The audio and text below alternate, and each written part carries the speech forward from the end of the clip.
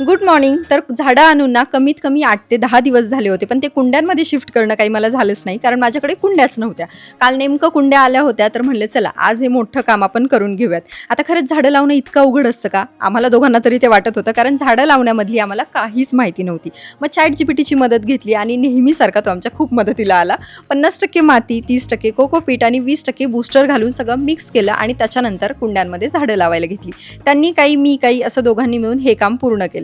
आता नेहमीप्रमाणे अर्धवट काम सोडून हे तर फरार झाले होते, पण मला राहिलेलं काम पूर्ण करायचंच होतं. मग त्याच्यानंतर बाकीची सगळी आवराआवर मी करायला घेतली आणि त्यानंतर गॅलरी स्वच्छसुद्धा करायची होती. मग पहिले तर झाडांना पाणी घातलं आणि त्याच्यानंतर नाश्त्याची तयारी केली.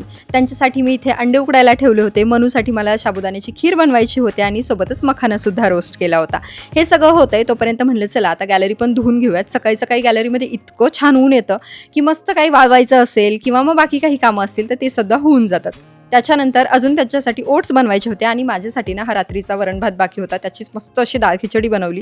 हे खाऊन इतकी झोप येत होती की मी काय सांगू तुम्हाला. पण त्याच्यानंतर मनूला आणायला शाळेत सुद्धा जायचं होतं, म्हणून पटकन तयार झाले. शाळेतून आल्याच्या नंतर तिच्यासाठी मस्त कस्टर्ड बनवलं होतं, जे तिला खूप जास्त आवडलेलं. चला भेटू पुढच्या एका छानशा व्हिडिओमध्ये. तोपर्यंत बाय.